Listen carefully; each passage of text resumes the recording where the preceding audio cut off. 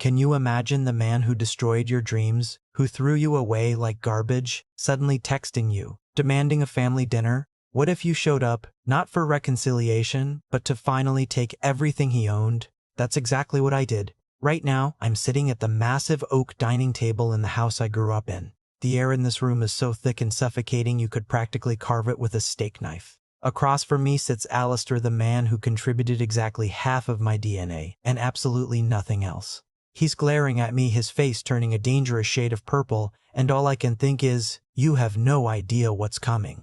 Lying on the table between us, next to a silver platter of untouched roasted duck, is a psychiatric evaluation form. It's completely filled out, detailing severe paranoid delusions and mental instability. And guess what? It has my name on it. Sign the company over to me right now, Silas. Alistair sneers, his voice dripping with a disgusting mix of fake concern and pure malice. You are clearly having a breakdown. The pressure of running a tech company is destroying your mind. If you don't sign these transfer documents, Dr. Merrick here will commit you to a psychiatric ward tonight. It's for your own good, son.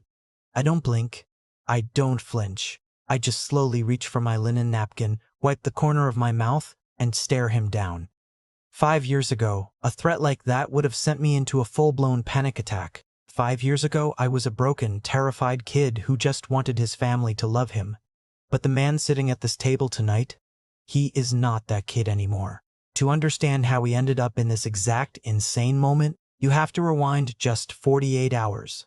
I was standing in my corner office in downtown San Francisco, 29 years old. I'm the founder and CEO of Aegis Tech, a cybersecurity firm that had just revolutionized data protection for enterprise networks. After 5 grueling years of working 20-hour days, sleeping on concrete floors, and eating nothing but cheap ramen noodles, my company had finally gone public. We hit the front page of every major financial news outlet. Aegis, valued at $850 million. The kid they threw away was suddenly worth nearly $1 billion. I was looking out the floor-to-ceiling windows, watching the fog roll over the Golden Gate Bridge, feeling like I could finally breathe. My wife Calliope, the brilliant software engineer who built the core architecture of our system with me, was standing right beside me. We were just quietly taking it all in. We had won. We beat the odds. Then my phone buzzed on the glass desk. The caller ID made my blood run instantly cold. It was Alistair. I let it ring out. I hadn't spoken to him in half a decade. A minute later, a text popped up. Family dinner, Friday at 7. Urgent. Do not be late. There was no congratulations, no apology for the years of silence, no acknowledgement that his youngest son had just achieved something monumental. Just a cold, demanding order. It was the exact same tone he used when he used to order me to clean his golf clubs or wash his car. He saw the news. He saw the dollar signs next to my name. And suddenly, I existed again. My stomach tied itself into a knot. It's funny how trauma works. You can build a fortress around yourself. You can build a sportress around yourself. You can wear a $6,000 custom suit. You can have hundreds of employees who look up to you. But one text from your toxic parent can instantly make you feel like a helpless child again. Kali saw my face drop. She walked over, put her hand on my shoulder, and looked at the screen. She didn't say anything at first. She just pulled me into a tight hug. She smelled like vanilla and coffee, my absolute favorite scent in the world. "Are you going to ignore him?" she asked softly. I looked back down at the phone. Every logical part of my brain screamed at me to block the number and throw the phone in the bay. I didn't need him. I didn't owe him anything. But there was a nagging feeling in the back of my mind. Alistair was an arrogant, self-obsessed investment fund manager. He never asked for anything urgently unless there was a crisis. He was a predator, and right now he was acting like a desperate one. "I'm going," I told her, my voice steadying. "Not to play the good son. I'm going to see what he wants." Now, back at the dining table, I look around at the cast of characters assembled for this little execution. To my left sits my older brother, Declan, the golden child, the heir apparent. He's currently serving as the chief financial officer of our father's investment firm, a title he earned by simply being born first and knowing how to kiss up to Alistair.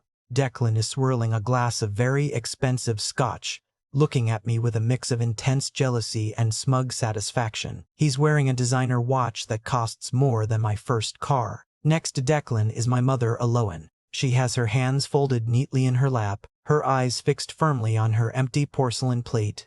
She's playing her favorite role. The helpless victim. Whenever Alistair went on a rampage, Aloan would suddenly develop a terrible migraine or a fainting spell, entirely avoiding the conflict while quietly making sure Declan got everything he wanted. She never once stood up for me. Not once. And standing awkwardly near the doorway to the dining room is Dr. Merrick. He's a high society psychiatrist who caters to the rich and corrupt. He's sweating through his collar, holding a thick red stamp in his trembling hand. "Sign the paper, Silas." Alistair barks again, leaning over the table, his breath smelling of stale wine and desperation. "Don't make this ugly. We're trying to protect you." I look at the paper. Then I look at Declan, who gives me a pathetic little smirk. I'm not angry yet. Anger is a hot, messy emotion. What I feel right now is something entirely different. It's a cold, calculated clarity. They really think they have me backed into a corner. They really think I'm the same naive boy they destroyed 5 years ago. They have absolutely no idea what is about to hit them. You might be wondering why my own father would try to declare me mentally incompetent just to steal my company. You might think this is an overreaction, but you don't know my family. To understand the sheer audacity of what they are trying to do tonight, you have to step into my personal museum of pain. Let me show you the exhibits. Exhibit A is my college fund. When I was 18, I got accepted into Stanford for computer science. I had worked myself to the bone for 4 years in high school, pulling all-nighters, doing extra credit, winning coding competitions just to get that acceptance letter. I thought it was my ticket out. But 2 weeks before tuition was due, my card was declined. I went to the bank in an absolute panic. The teller looked at her screen, then at me with pity in her eyes and told me the account had been emptied. The entire $80,000 gone. I rushed home and confronted Alistair in his massive home office. He didn't even look up from his financial reports. He calmly explained that Declan had gotten himself into a bit of trouble, gambling in Las Vegas. Declan owed some very dangerous people a lot of money. So Alistair took my college fund to bail out his golden boy. When I started crying and begging, asking how I was supposed to go to school, Alistair just scoffed. "You're smart, Silas," he said dismissively. "Figure it out. Take out loans. Declan needs this more than you do. He's going to take over my firm one day. You're just going to write code." Exhibit B is the day of the most important job interview of my life. I was 23. I'd managed to scrape my way through a state college by working 3 part-time jobs. I landed a final round interview at a massive tech giant in Silicon Valley.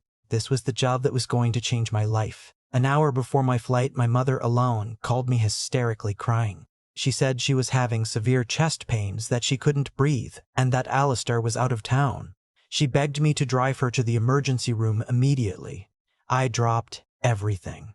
I abandoned the flight, missed the interview, and rushed her to the hospital. I sat in the waiting room for 6 hours, terrified I was going to lose my mother. When the doctor finally came out, he looked confused. He told me Aloan was perfectly fine. It was just a mild case of indigestion. When I walked into her hospital room, she was sitting up in bed, happily scrolling through her phone.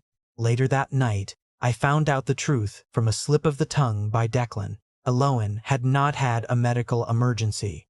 Declan had a minor car accident that morning and scratched the bumper of his new sports car. Aloan panicked, faked the illness to get me to drive over so she wouldn't have to deal with the tow truck alone. She ruined my career opportunity just to avoid a minor inconvenience. When I confronted her, she just cried and said I was being cruel to a sick woman. But Exhibit C? That's the masterpiece.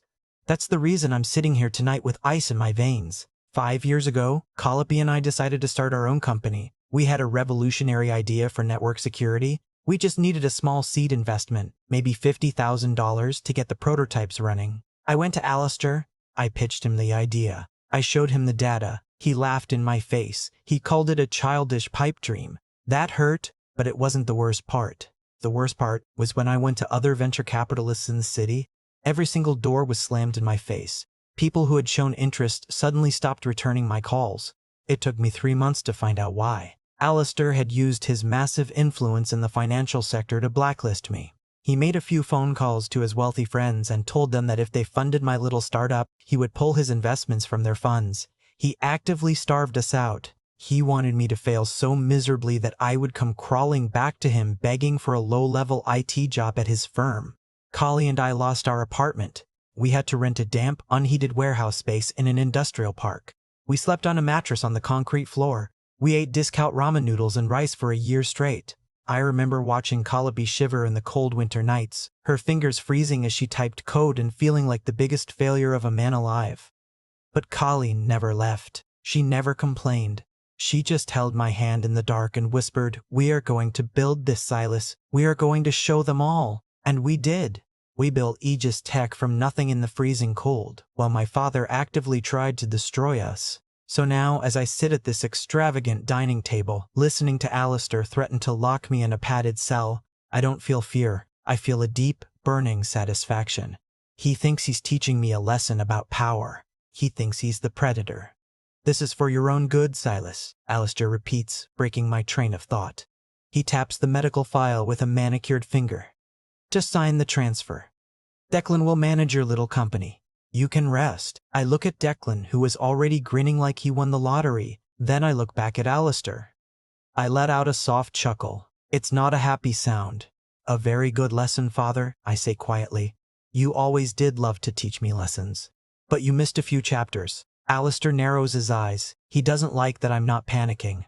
He doesn't like the calm in my voice. He looks at Dr. Merrick and gives him a sharp nod. Merrick steps forward, his hands shaking harder now. The room is dead silent. They are waiting for me to break.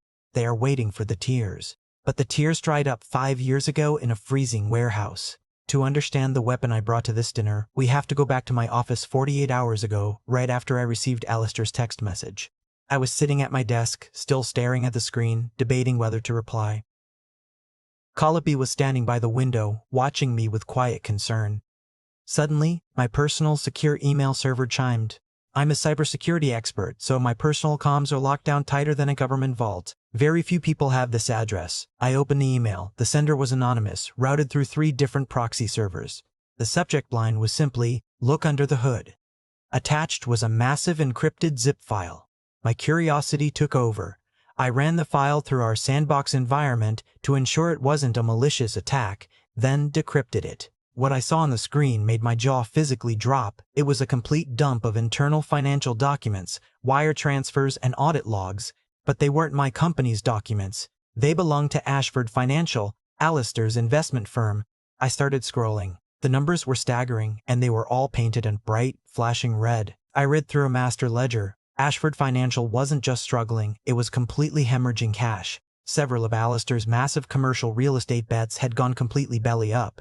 But the real shocker was at the bottom of the pile. It was a digitized copy of a private loan agreement. It was a bridge loan. The kind of desperate, toxic financial lifeline that failing companies grab right before they drown. Alistair had borrowed $45 million from a shadow banking syndicate called Titanium Equity, and the terms were absolutely suicidal. He had agreed to a 65% penalty interest rate. And worse, he had personally guaranteed the loan, putting up his entire 51% controlling stake in his own firm as collateral. I checked the dates. The loan was due in full, tonight, at midnight. I sat back in my leather chair, my mind racing 1,000,000 miles an hour. Suddenly, the urgent dinner invitation made perfect, sickening sense. Alistair wasn't calling me because he was proud. He wasn't calling to apologize. He was calling because he was $45 million in the hole. The sharks were circling, and he had just seen his estranged son's face on the news with an $850 million valuation attached to it. He wanted to use my company to pay off his massive debts. He wanted to steal my life's work to save his own skin. Just as I was processing this, another email popped into the secure inbox. It was a plain text message. "Thought you should know why you got the dinner invite. He has been a plague on this city for too long. Give him hell, kid." Signed, Orson. Orson. The name clicked immediately. Orson was a veteran venture capitalist in the city. 10 years ago, Alistair had orchestrated a hostile takeover of a startup Orson had heavily invested in, ruining the man's reputation and costing him millions. Orson had been nursing a grudge for a decade, waiting in the shadows. He still had spies inside Alistair's firm. He knew I was the perfect weapon for revenge.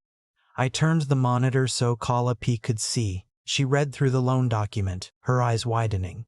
"Silas," she whispered, "he is completely broke. He is going to lose everything. He wants to use Aegis Tech as a life raft," I said, my voice hardening. "He is going to try to force me to bail him out tonight." Collie looked at me, and I saw the same fire in her eyes that kept us alive during those freezing nights in the warehouse. "Don't let him do it, Silas," she said fiercely. "He tried to destroy us. Don't just say no, Silas. Burn his ship down."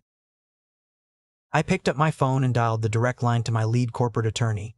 He answered on the first ring. "Listen to me very carefully," I told the lawyer. "I need you to contact a private equity group called Titanium Equity. They hold a $45 million distressed debt note belonging to Ashford Financial. I want to buy that note." The lawyer paused. "Silas, that is incredibly toxic debt. Why would you want that paper?" "Because," I said, staring at the San Francisco skyline, "I want to own the man who signed it, pay whatever premium they ask for, offer them $50 million in cash right now to transfer the debt to my holding company. I need it finalized, signed, and legally binding before 7 dot. "It's going to be a bloodbath," the lawyer warned. "That is exactly the point," I replied. I hung up the phone and looked at Colopy. We had a plan. But as we dug deeper into the leaked documents over the next few hours, preparing for the legal transfer, I found something else.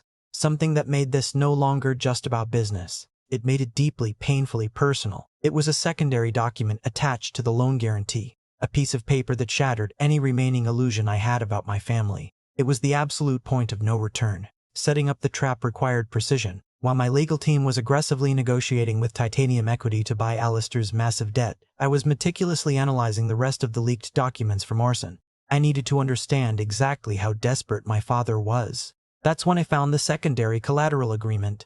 It was buried deep in a subfolder, a scanned PDF that looked like an afterthought. I opened it and the breath was instantly knocked out of my lungs. It was a mortgage deed, a second mortgage taken out against a beautiful historic Victorian house in the suburbs, my grandmother's house. When my grandmother passed away 5 years ago, she specifically left that house to me. She knew how Alistair treated me, and she wanted me to have a safety net. It was the only place in the world where I ever felt safe as a child.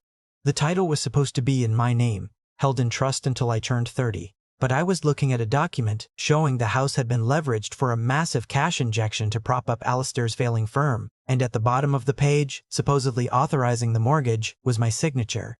I zoomed in on the screen. The blood roared in my ears. It was a forgery. It was a very good forgery, but I know my own handwriting. The loop on the S was slightly too tight. But what made me sick to my stomach was the second signature next to it, acting as the guarantor for the trust alone. My mother, she had signed it. She had forged my signature, pledged the only meaningful thing my grandmother ever gave me, and handed the money over to Alistair to burn in the stock market. The woman who constantly played the fragile, innocent victim had actively participated in stealing my inheritance.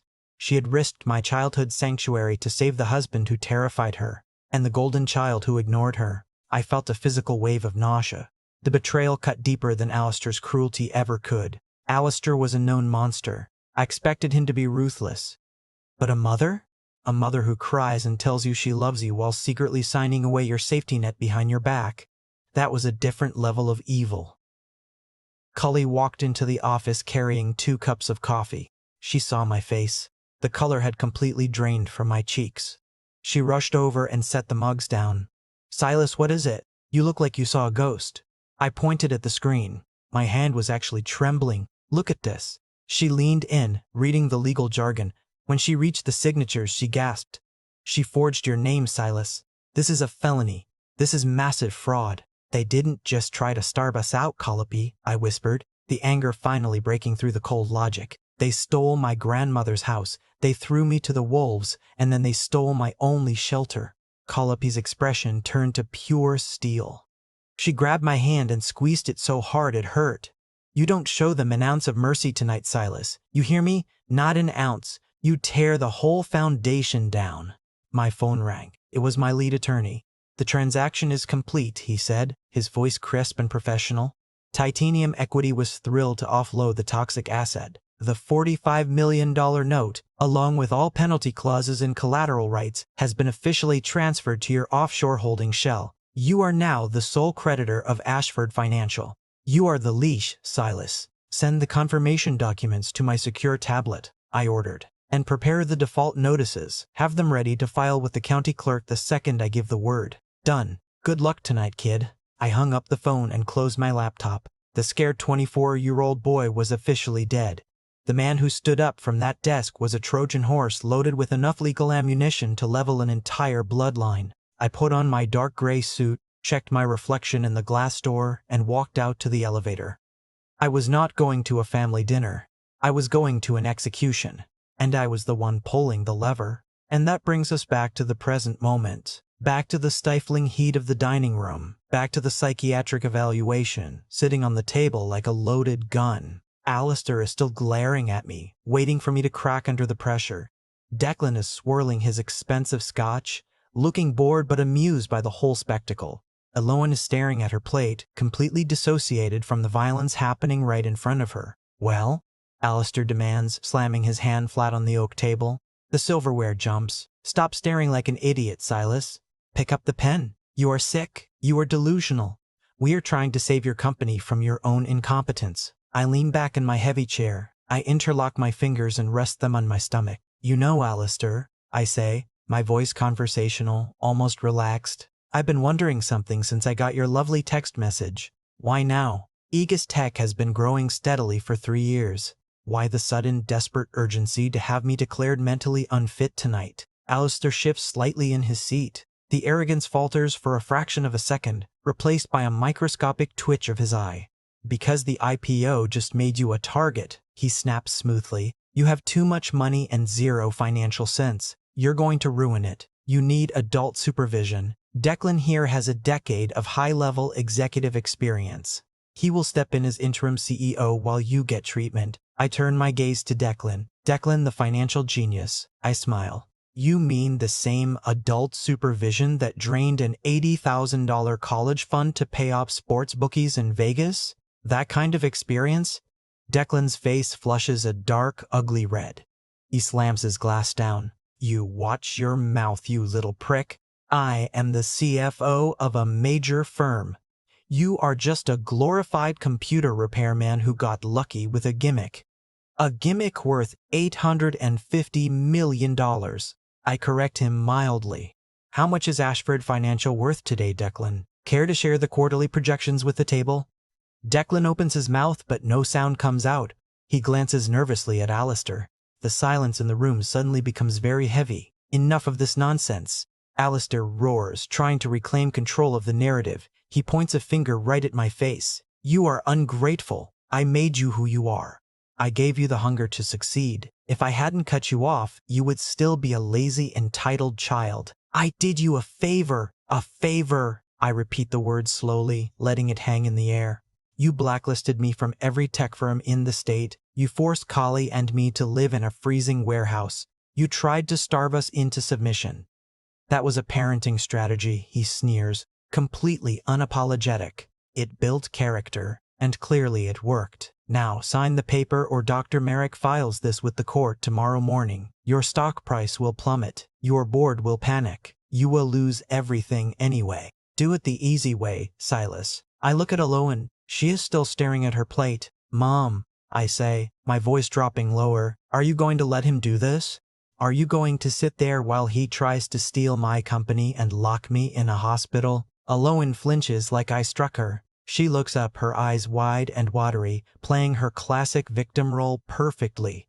"Oh, Silas, please," she whimpers, twisting her napkin into a tight knot. "Your father knows best. You have always been so high-strung, so emotional. Please just listen to him. It's tearing this family apart." I stare at her. The woman who forged my name to steal my grandmother's house is telling me that I am tearing the family apart. The absolute hypocrisy is stunning. It's so perfect, it almost makes me want to laugh. "Right," I say quietly. "Family first." I turn my attention to the sweating man standing in the doorway. "Dr. Merrick." I hold his gaze. He looks away, terrified. "Tell me, Dr. Merrick," I say, projecting my voice across the room. "How exactly did you evaluate me without speaking to me for over 10 years? Did you use a crystal ball, or did Alistair just write you a very large check to cover up those malpractice lawsuits I heard about?" Merrick swallows hard, his Adam's apple bobs nervously. "Silas, I am simply providing an expert opinion based on behavioral reports provided by your family." "Behavioral reports," I echo. "Fascinating. Well, let's see if your expert opinion holds up under the weight of reality." I slowly reach down into my leather briefcase, resting on the floor beside me. The trap is fully set. The tyrant have eaten their last meal in peace. It's time to pull the lever. I pull a thick, dark red legal binder out of my briefcase and set it on the table with a heavy thud. It sounds like a gavel striking wood. The sound echoes in the large, quiet dining room. Everyone stares at the red binder. What is that? Alistair demands, his voice losing an octave of its usual booming authority. Just some reading material for the table, I say, keeping my hand resting casually on top of it. But before we get to my reading material, we need to address this ridiculous piece of fiction. I pick up the psychiatric evaluation form with my thumb and index finger like it's a piece of trash and toss it back across the table. It slides and stops right in front of Dr. Merrick. "You are not going to stamp that, Dr. Merrick," I say. The tone of my voice is no longer conversational. It is absolute, frigid command. Alistair stands up violently. His chair scrapes loudly against the hardwood floor. "You don't give orders in my house." He bellows, spit flying from his lips. "Merrick, stamp the damn paper right now. We are calling the authorities to take him away." Merrick takes a shaky step forward. He raises the red stamp. His hand is trembling violently. I don't move. I just look directly into the doctor's terrified eyes. "If you stamp that paper, Harlan," I say, using his first name, "I will have the state medical board revoke your license by Tuesday. But that is the least of your problems. If you stamp that paper, I will personally foreclose on your private clinic on Park Avenue by tomorrow afternoon." The stamp freezes midair. Merrick stares at me, his eyes wide with absolute horror. "What did you say?" he stammers. Alistair looks confused. "What are you babbling about, Silas? He's bluffing, Merrick. Stamp it." I open the red binder and pull out a single sheet of paper. I slide it down the table toward the doctor. Merrick drops his stamp and picks up the paper. He reads it once. He reads it twice. The color completely drains from his face, leaving him looking like a sick ghost. "Your luxury private psychiatric clinic has been operating at a massive loss for 3 years, Harlan," I explain, speaking slowly and clearly so the entire table can hear. "You took out a massive commercial loan to keep the doors open. A loan from a regional bank. A bank that, as of yesterday morning, sold a portfolio of distressed medical debt to Aegis Capital Holdings, which is a subsidiary of my company." Merrick drops the paper. He looks like he's going to vomit. "I own the debt on your clinic, Harlan," I continue, my voice dead calm. "You are 3 months behind on payments. I have the legal right to seize the property, seize your equipment, and freeze your operational accounts. If that stamp touches that paper, I swear to God, I will ruin you so completely you will not be able to get a job as a mall security guard." The room is dead silent. You can only hear the heavy, ragged breathing of Dr. Merrick. Slowly, deliberately, he puts the stamp in his pocket. He looks at Alistair. I cannot do this, Alistair," Merrick whispers, his voice cracking. "I'm sorry. I cannot." Merrick turns around and practically runs out of the dining room. A few seconds later, we hear the heavy front door slam shut. Alistair stands there, frozen in shock. He looks at the empty doorway, then slowly turns his head to look at me. The arrogant certainty is completely gone from his face, replaced by a creeping, terrifying realization that he has lost control of the narrative. "What did you do?" Alistair hisses, leaning heavily on the table. "How did you know about his debt?" "I know everything, Alistair," I say softly. I open the red binder fully now. "I have spent the last 48 hours doing nothing but looking at your financial skeletons, and let me tell you, it's a crowded closet." Declan stands up now, pointing a finger at me. "You can't just buy people's debt and blackmail them, you psycho. That's illegal." "It's called predatory capitalism, Declan." I smile coldly. "I learned it from watching the best. I learned it from you guys." But Merrick was just the appetizer. Let's talk about the main course. I pull out a massive stack of documents from the red binder. They are bound with heavy legal staples. I drop them onto the center of the table. The title page is clearly visible. It bears the logo of Titanium Equity. I watch Alistair's eyes track down to the logo. I watch the exact moment his heart stops in his chest. His pupils dilate. His mouth opens slightly, but no words come out. He recognizes the logo. He knows exactly what those papers are. He stutters, backing away from the table slightly. "How? Where did you get that?" "Titanium Equity," I say, savoring the taste of the words. A shadow banking firm that specializes in high-risk bridge loans. Very nasty people. They lend money to desperate men at ridiculous interest rates like, say, $45 million at a 65% penalty rate. Alone looks utterly confused. Alistair, what is he talking about? What is titanium equity? Alistair ignores her. He is staring at the stack of papers like it's a bomb about to go off. That is confidential corporate information. He screams, his voice cracking. You hacked my servers. I will have you arrested for corporate espionage. I didn't hack anything. I reply smoothly. I am just a very aggressive investor. Word on the street was that Titanium Equity was holding some very toxic paper. A borrower who was deeply underwater on his commercial real estate bets. A borrower who was guaranteed to default at midnight tonight. I stand up slowly. I button my suit jacket. I lean over the table, bringing my face close to his. Titanium wanted to mitigate their risk, I whisper, staring directly into his terrified eyes. So they sold the note to a private holding company. My holding company. Alistair's legs seem to give out. He collapses back into his chair, breathing heavily. He looks like a man who has just been told he has terminal cancer. I bought your debt, Alistair, I say. The words falling like hammer blows, every single penny of it. The $45 million principal. The penalty interest. I own it all. You thought you were inviting a victim to dinner tonight to bully him into saving you. You didn't realize you were inviting your sole creditor. And the clock, I say, tapping my watch, is ticking. Pause for dramatic effect. Alistair stares at the stack of documents bearing the Titanium Equity logo. For a long, agonizing moment, the only sound in the massive dining room is the rhythmic ticking of the antique grandfather clock in the corner. Then something unexpected happens. Alistair starts to laugh. It isn't a healthy laugh. It's a dry, desperate, scraping sound that comes from the back of his throat. He shakes his head, running a trembling hand through his thinning silver hair. He looks at Declan, then back at me, a condescending smirk fighting its way back onto his face.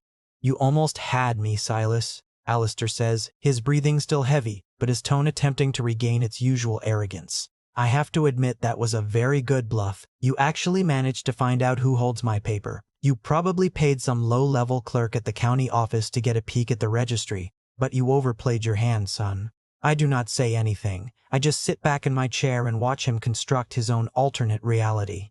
It is fascinating how the human brain will build a fortress of delusion just to avoid facing utter destruction. You see, Alistair continues, straightening his tie and puffing his chest out, you don't have the liquidity to buy a $45 million distressed debt note in 4 hours. Even with your new valuation, your wealth is entirely tied up in company stock. You don't have that kind of cash sitting in a checking account. Furthermore, I spoke to the managing partner of Titanium Equity just this morning, a man named Marcus. We came to an understanding. He verbally agreed to a 48-hour extension on the deadline. I have time. You have nothing. He looks at me triumphantly, expecting me to crumble, expecting me to admit that this was all a grand theater production to scare him. I sigh. A long, slow exhale that seems to suck the remaining oxygen out of the room. I reach into my suit pocket and pull out my phone. I unlock it, open my contacts, and tap a name. I put the phone on speaker and set it on the oak table. 2 seconds later, a sleek black smartphone in Alistair's jacket pocket begins to vibrate and ring. Alistair freezes. The triumphant smirk instantly vanishes, replaced by a look of profound confusion. He slowly reaches into his pocket and pulls out his phone. He looks at the caller identification on the screen. The blood drains from his face so fast it looks like someone pulled a plug in his feet. Answer it, Alistair, I say softly. His hand is shaking so violently he can barely swipe the screen. He presses the phone to his ear. Hello? His voice is barely a whisper. I lean forward, speaking directly into my phone sitting on the table. Hello, Alistair. This is Marcus from Titanium Equity. I am calling to inform you that your request for a 48-hour extension has been officially denied. The sound of my voice coming out of the speaker of his own phone seems to physically strike him. He drops his phone onto the table like it's burning hot. Titanium Equity is a shell company, I explain, my voice cold and surgical. It is a corporate ghost designed to buy high-risk debt and enforce brutal penalties. When Orson leaked your financial records to me, my legal team dug into Titanium. They discovered that the original owners were desperate to offload your toxic paper because they knew you were going to default. So my holding company bought Titanium Equity entirely. I didn't just buy your debt, Father. I bought the bank that holds your debt. I am Titanium Equity, I am Marcus, and I do not grant extensions. Alistair grips the edge of the dining table so hard his knuckles turn pure white. He is gasping for air like a fish thrown onto a dry deck. The math is quite simple, but let me spell it out for you, I continue, tapping the thick binder. The principal of the loan was $45 million, but you agreed to a predatory penalty rate of 65% upon default. The deadline was 5 minutes ago, which means as of right now, you owe me exactly $74,250,000. Payable immediately. 74 million? 74 million? Declan whispers from across the table. His arrogant posture is completely gone. He looks like a terrified child. We don't have that. We don't have a fraction of that. Alistair ignores Declan. He is staring at me with a mixture of pure hatred and absolute terror. You can't do this. He chokes out. It's illegal. It's extortion. I will take you to court. I will tie this up in litigation for a decade. You can try, I reply smoothly, but you will be fighting from a very weak position because to secure that loan, you pledged your entire 51% controlling stake in Ashford Financial as collateral. Under the terms you signed, upon default, voting rights and ownership transfer immediately to the creditor. You don't own your company anymore, Alistair. I do. Alistair lets out a sound that is half scream, half sob. He lunges across the table, his hands grasping frantically for the Titanium Equity documents, trying to tear them up, trying to destroy the reality he is trapped in. But it is useless. The paper is just paper. The trap is already snapped shut. But what happens next is the part that truly breaks the family dynamic forever, because toxic families only stick together when they have a common victim. When the victim becomes the predator, they turn on each other. Alistair collapses back into his chair, completely out of breath. He looks around the room frantically, his eyes darting like a cornered animal looking for an escape route. His gaze finally lands on Declan, the golden child, the supposed financial genius who is going to inherit the earth. Declan, Alistair barks, his voice ragged and desperate. The emergency reserve. We have the corporate emergency reserve fund. It has exactly $18 million sitting in offshore liquid assets. We wire it to him right now as a good faith initial payment. It will force a legal stay on the foreclosure of the shares. Do it right now.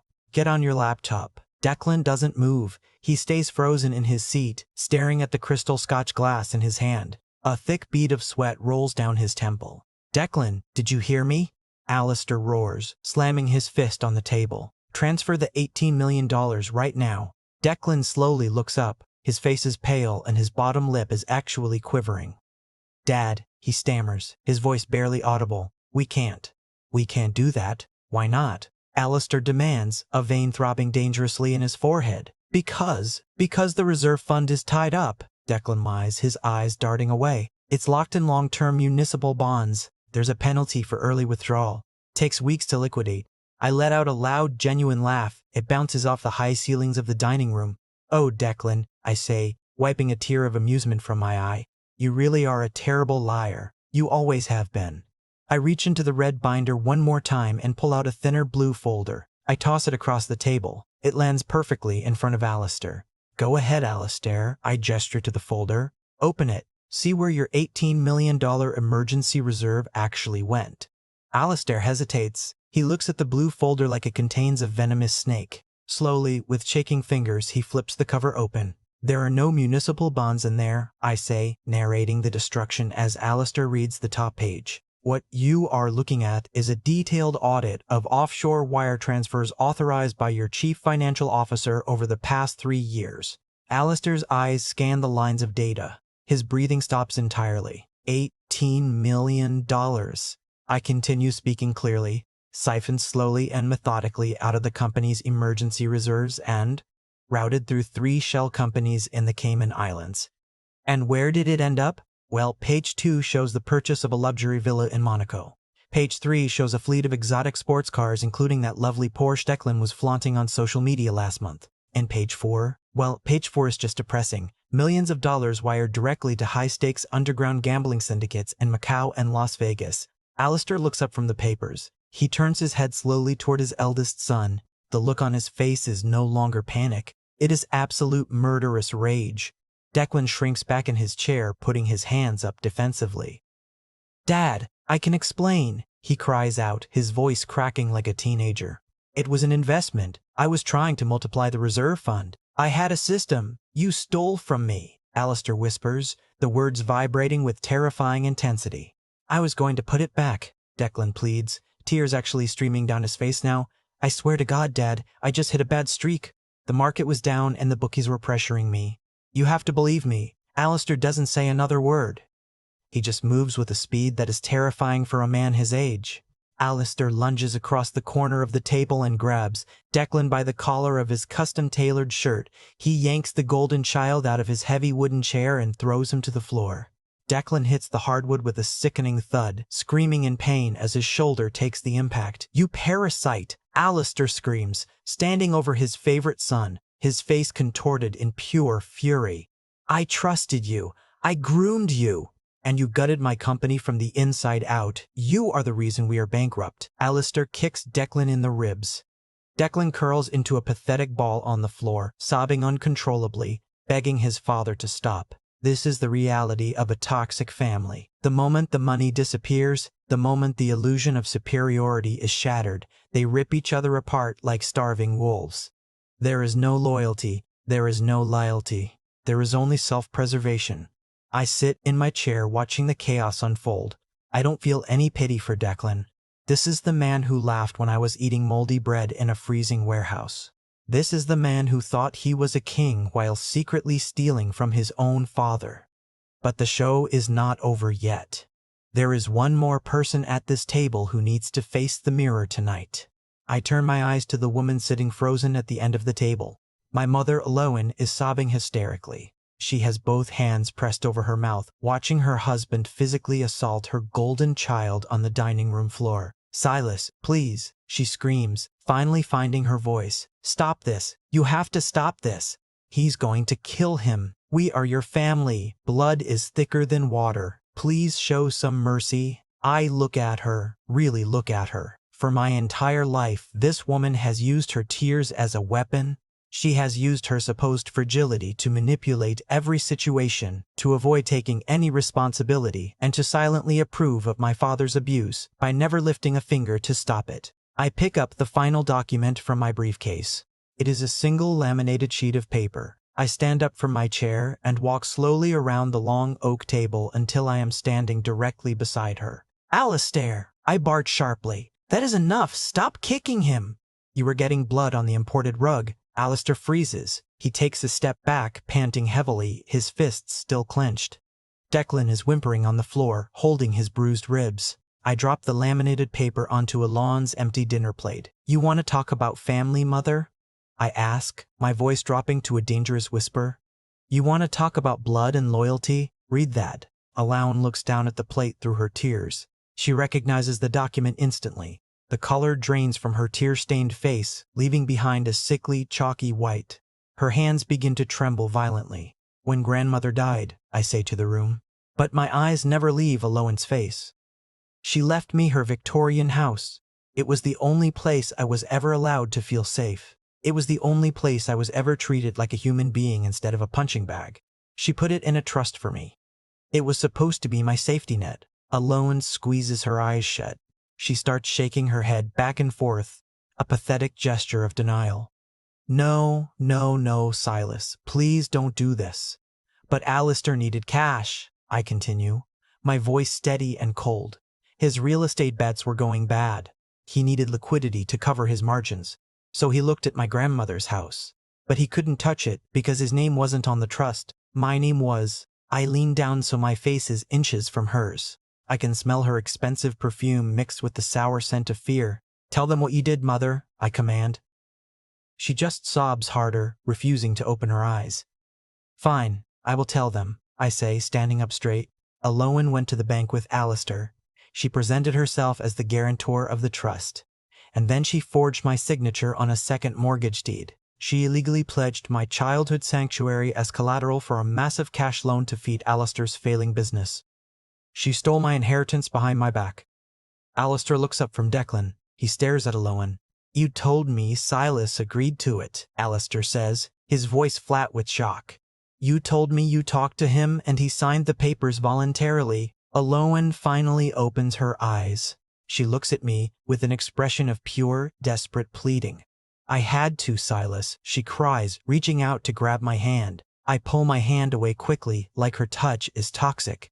He was so stressed. The company was failing. If he lost the company, we would have lost everything. We would have lost our lifestyle. I did it to protect the family. To protect your country club memberships and your designer shoes, I correct her. You sold out your youngest son, the son you let your husband throw out into the street, just to maintain the illusion of your perfect, wealthy life. You committed felony fraud. I did it for love. She wails, collapsing forward onto the table, burying her face in her arms. Love? I repeat the word, letting it echo in the silence of the room. You don't know what love is, Alain. You only know convenience. You only know cowardice. The betrayal of a mother is a very specific kind of pain. It is a deep foundational fracture that never truly heals. But tonight, standing here, looking at this weeping, pathetic woman, I realize something profound. The pain is finally gone. It has been replaced by absolute, chilling indifference. She is no longer my mother. She is just a stranger who committed a crime against me. I am completely done with you, I say quietly, all of you. Suddenly the sharp, piercing ringtone of Alistair's phone cuts through the sound of Alohan's sobbing. It is still sitting on the table where he dropped it. The screen lights up. The caller identification reads, Ashford Financial Board of Directors. The final phase of the collapse has begun. The ringing phone sits on the table like a live grenade. Alistair stares at it, his chest heaving, his face covered in a cold sweat. He knows who is calling. He knows exactly what this means. Answer it, I say. My voice is devoid of any emotion now. The anger is spent. Only the execution remains. Alistair slowly reaches out with a shaking hand and presses the speaker button. The silence in the dining room is absolute, broken only by the sharp, authoritative voice that comes through the device. Alistair, this is Margaret from the Board of Directors. The voice says it is entirely professional and entirely devoid of warmth. I have the entire executive committee on the line. Yes, Margaret, Alistair croaks, sounding 10 years older than he did an hour ago. Alistair, we have just received a massive legal filing from a corporate entity known as Aegis Capital Holdings, Margaret continues. They have provided irrefutable documentation that you have defaulted on a $45 million bridge loan. Furthermore, they have executed the collateral clause. According to the legal paperwork filed with the state 15 minutes ago, your 51% controlling stake in Ashford Financial has been legally seized and transferred to the creditor. Alistair closes his eyes. A single tear of absolute defeat escapes and rolls down his cheek. Can you confirm this default, Alistair? Margaret asks, her tone hardening. He doesn't answer, he just stares blankly at the wall. Alistair's silence is confirmation enough, Margaret says. Given the severity of the situation and the immediate transfer of majority voting rights, the remaining members of the board have held an emergency vote. It was unanimous. The room holds its breath. Even Alohan stops sobbing to listen. Alistair, effective immediately. You are terminated from your position as Chief Executive Officer and Chairman of Ashford Financial. Your security clearance to the building has been revoked. Your corporate accounts are frozen. You are not to contact any clients or employees. It's a hostile takeover, Alistair whispers, his voice cracking. You can't just throw me out of the company I build. I'm afraid it is already done, Alistair. A new voice chimes in on the speaker. It is a deep, gravelly voice. A voice I recognize instantly. Alistair's eyes snap wide open. Orson, he asks, absolute shock replacing the defeat. What are you doing on this call? I am representing the new majority shareholder, Orson says, the satisfaction dripping from every word. The new owner of Ashford Financial has appointed me as interim CEO to oversee the restructuring and the forensic audit of your miserable tenure. It has been 10 years coming, Alistair. I told you I would dance on the ashes of your empire. Goodbye. The line clicks dead. The dial tone echoes through the dining room. It is over. The giant has been slain. The tyrant who controlled the weather in my life for nearly 3 decades has been stripped of all his power, all his wealth, and all his dignity in the span of 30 minutes. Alistair slumps back into his chair. He looks completely hollowed out, a broken shell of a man. He looks at me. There is no anger left in his eyes, only a desperate, pathetic pleading. Silas, he whispers, please, you have the company. You have your revenge.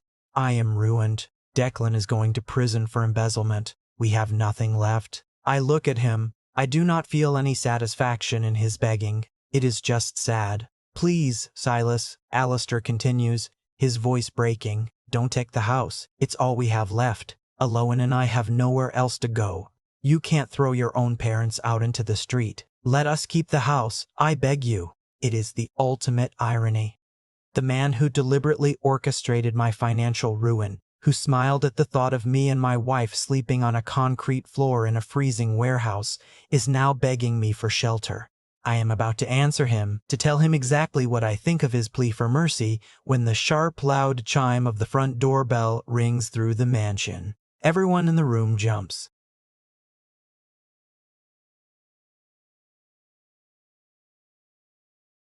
So is that, Aloan asks, her voice trembling with fresh panic. Are those the police? Are they here for Declan? Declan whimpers on the floor, trying to crawl under the edge of the dining table. No, I say quietly, looking toward the hallway. That is not the police for Declan. That is the final nail in the coffin. I turn and walk out of the dining room, my footsteps echoing on the marble floor of the foyer. I reach the massive oak front doors and pull them open. Standing on the front porch, illuminated by the warm yellow glow of the carriage lights, is Calliope, my brilliant, beautiful wife. The woman Alistair called a lowly coder, the woman he tried to starve. She is wearing a sharp, tailored black trench coat, and she is holding a thick manila folder. Standing right behind her, looking incredibly uncomfortable, is the county sheriff in full uniform. Collie looks past me, down the hallway, into the dining room where the ruins of my family are gathered. She smiles. It is not a warm smile. It is the smile of an executioner. Ready to finish this, Silas? She asks softly. Absolutely, I reply. I step aside to let her in. The queen has arrived to claim her castle. Collie walks into the foyer with the kind of absolute confidence that money cannot buy. It is the confidence of someone who built themselves from the ground up, survived the worst, and came out unbreakable. Her heels click sharply against the marble floor, a rhythmic, commanding sound that draws the eyes of everyone in the dining room. The sheriff follows her inside, his hand resting casually on his utility belt. He looks around the opulent surroundings with a grim expression. Alistair slowly pushes himself up from his chair. He leans heavily on the table, staring at Calliope and the law enforcement officer. What is the meaning of this? He demands, though his voice lacks its usual thunder. Silas, who is this? Why is there a sheriff in my house? Calliope stops at the entrance of the dining room. She does not look intimidated by Alistair. She looks at him the way one looks at a nasty insect on the sidewalk. Hello, Alistair, Calliope says, her voice smooth and perfectly controlled. We never officially met under pleasant circumstances. I am Calliope, the lowly computer repairman's wife. Alistair swallows hard. Get out of my house. He sneers, a weak attempt to reclaim some territory. You are trespassing. Calliope laughs. It is a bright, clear sound that cuts through the miserable atmosphere. She opens the manila folder she is carrying and pulls out a legal document with a massive red seal stamped on the front. Actually, Alistair, she says, holding the paper up, you are the one trespassing.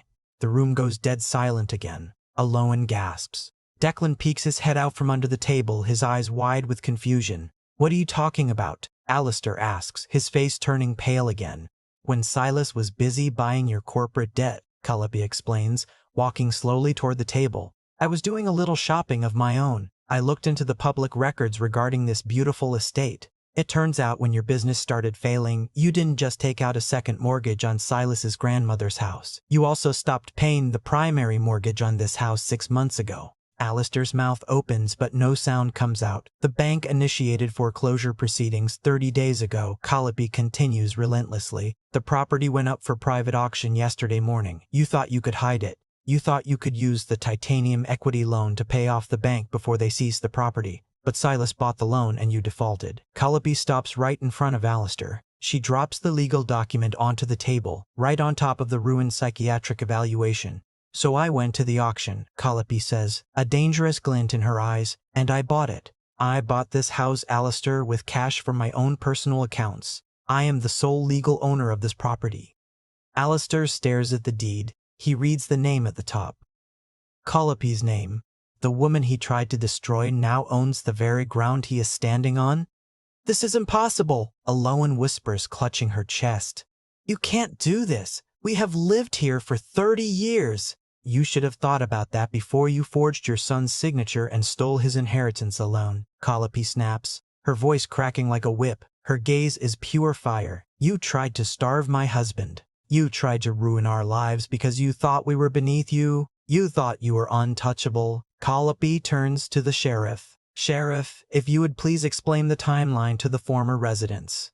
The sheriff steps forward, clearing his throat. Mr. and Mrs. Ashford, he says formally, according to the eviction notice authorized by the county court today, you have exactly 30 days to vacate these premises. You may take your personal clothing and small electronics. All furniture, art, and fixtures remain the property of the new owner. If you are not out of this house by midnight on the 30th day, my deputies will return and physically remove you for criminal trespassing. 30 days, Alistair repeats, the words hollow and empty. He looks around the massive dining room, at the crystal chandeliers, the imported rugs, the antique paintings, all of it gone. He looks at Collie, then at me. You took everything, he whispers. No, I say quietly, stepping up to stand beside my wife. I take her hand, intertwining our fingers. You gave it away, Alistair. You gambled your empire on your own arrogance, and you lost. I look down at Declan, who is still cowering on the floor. And as for you, Declan, when Orson's forensic accountants finish detailing your $18 million embezzlement, they will hand the file over to the FBI. I suggest you use these 30 days to find a very good criminal defense lawyer. Declan lets out a loud sob and buries his face in his hands. There is nothing left to say. The air in the room is suffocating, heavy with the stench of ruin and regret. But it doesn't affect me anymore. I am completely detached from these people. They are strangers who share my last name. Nothing more. Let us go home, Silas, Calliope says softly, pulling gently on my hand. I nod. I turn my back on Alistair, Aloan, and Declan. I do not look back. I walk out of the dining room, down the long marble hallway, and out the heavy front doors into the cool, crisp night air. As the doors close heavily behind us, I hear one final agonizing scream from Alistair echoing inside the house. The sound of a tyrant realizing he is entirely alone in the dark. I take a deep breath of the night air. It smells like freedom.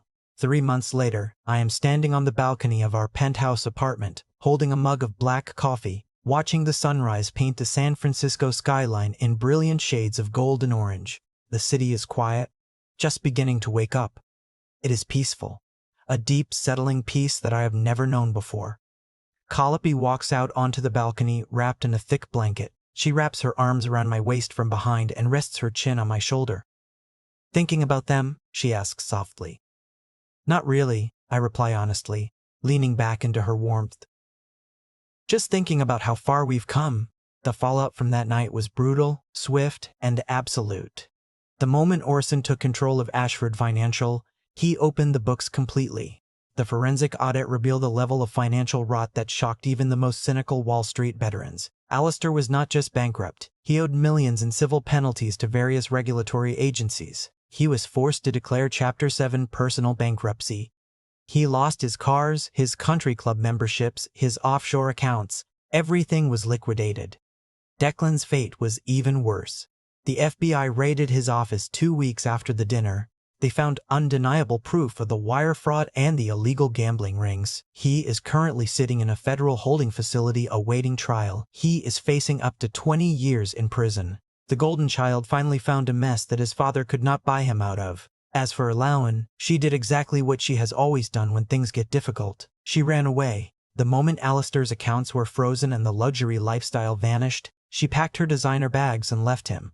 I heard through a mutual acquaintance that she is currently living in a small guest house owned by her sister in Florida, spending her days complaining to anyone who will listen about how her cruel son ruined her life. Alistair is living in a cramped one-bedroom apartment on the outskirts of the city. The man who used to drink $3,000 bottles of wine and dictate the lives of hundreds of people now relies on a meager social security check. He has tried to call me a few times from unlisted numbers. I never answer. And the Victorian mansion? Calliope and I didn't keep it. We had a crew go in, pack up my grandmother's belongings, and then we sold the house to a lovely young family who will fill it with warmth and laughter instead of fear and manipulation.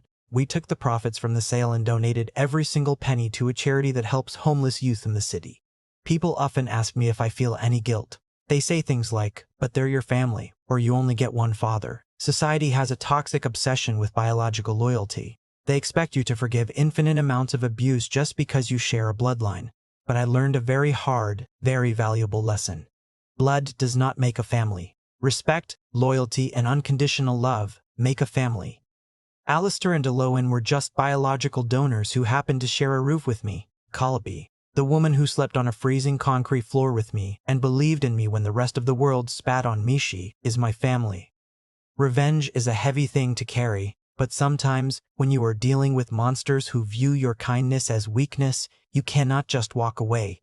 Sometimes you have to burn their kingdom to the ground to ensure they can never hurt you or anyone else again. I didn't destroy my family. I simply handed them the bill for their own actions and they could not afford to pay it. I take a sip of my coffee, feeling the warmth spread through my chest. Calliope squeezes my waist tightly. We survived, she whispers. We did more than survive, I say, turning to look at her beautiful, resilient face. We won. So, I leave you with this question. Many people have told me that I went too far, that putting my own father into poverty and letting my brother go to federal prison is too ruthless, no matter what they did to me. But I have to ask you, if your family tried to destroy you, to steal your entire life's work and lock you away just to cover their own crimes, would you have shown them mercy, or would you have brought the seizure warrant?